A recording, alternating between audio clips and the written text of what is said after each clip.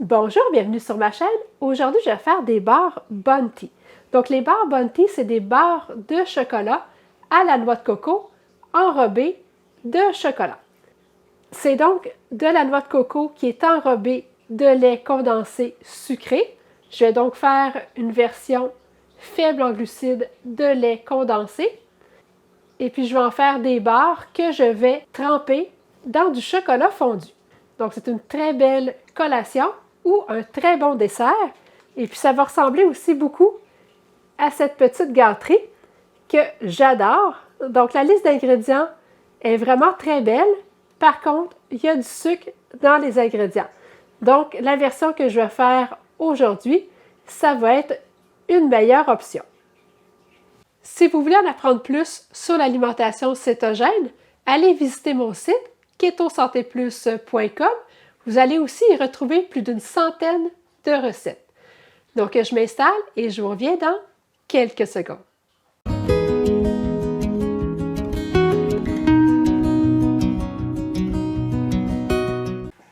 Je vais préparer mon lait condensé sucré. Donc, dans un chaudron, je vais mettre une tasse et demie de crème 35%.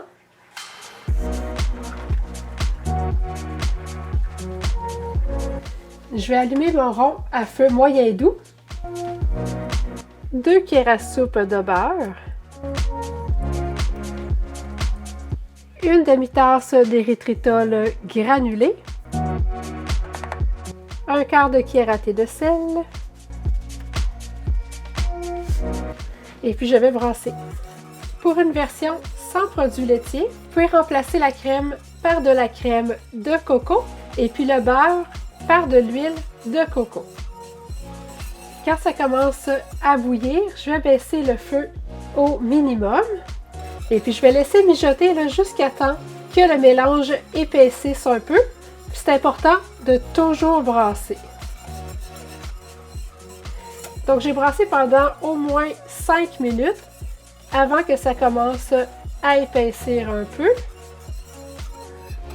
Je vais saupoudrer un quart de cuillère à thé de gomme de xanthane. Donc, ça va aider à ma crème à épaissir encore plus. C'est optionnel si vous ne voulez pas mettre de gomme de xanthane. Simplement faire chauffer encore plus longtemps. Donc, toujours en brassant constamment. Je vais éteindre mon rond. Puis, je vais ajouter une cuillère à thé d'extrait de vanille. Dans un bol, je vais mettre 2 tasses de noix de coco râpée, donc une noix de coco non sucrée.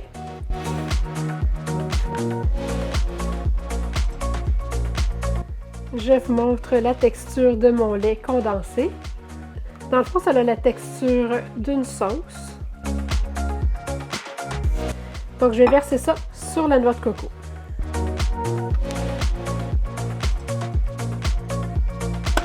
Je vais brasser.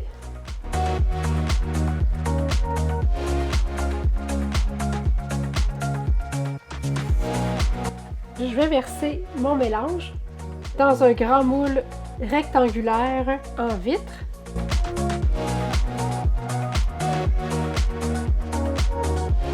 Et puis je vais bien répartir le mélange.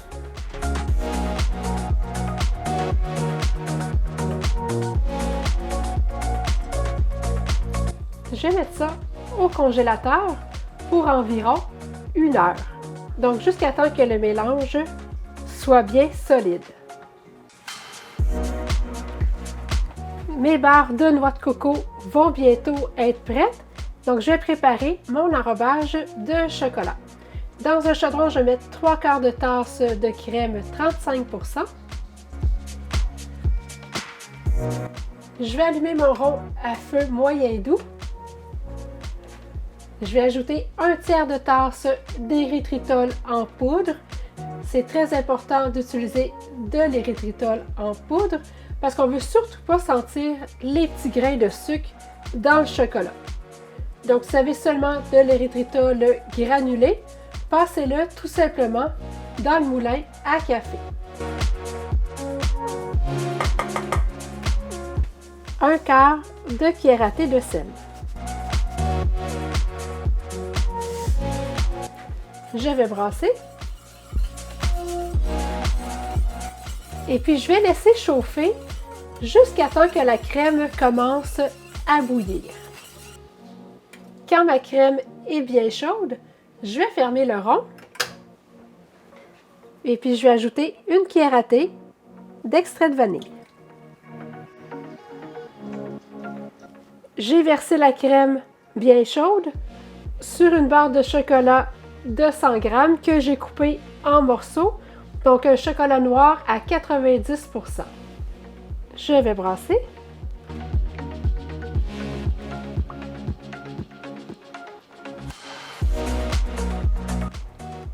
Donc le chocolat devrait être complètement fondu.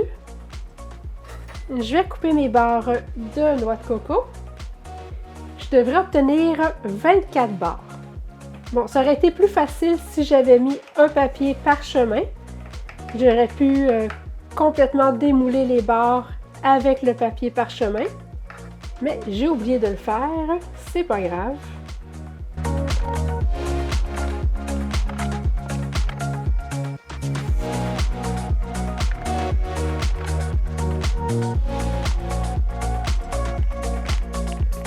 Ils sont minces un peu. Pour que mes barres soient un peu plus épaisses, je vais les mettre une par-dessus l'autre.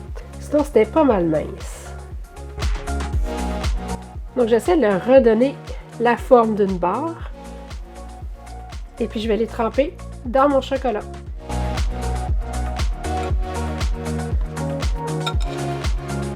Je vais déposer sur une plaque de cuisson recouverte d'un papier parchemin. J'aurais pu prendre un moule beaucoup plus petit.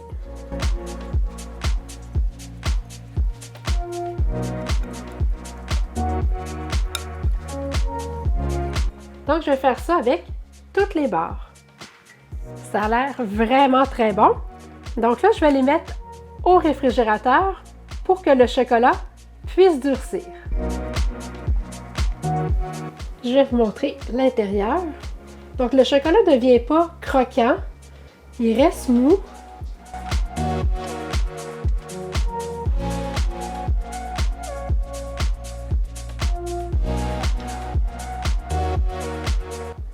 C'est vraiment très bon. Puis je trouve ça meilleur que ce qu'on retrouve sur le marché. C'est très très bon.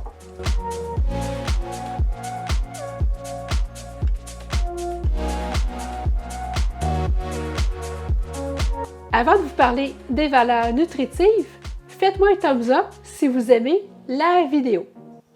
Vous devriez obtenir 24 barres. Chaque barre va contenir 15 g de lipides, 2 g de glucides nets et puis 2 g de protéines. N'hésitez pas à partager la vidéo et si vous n'êtes toujours pas abonné à ma chaîne, n'oubliez pas de le faire pour ne manquer aucune nouvelle recette. Merci et à bientôt!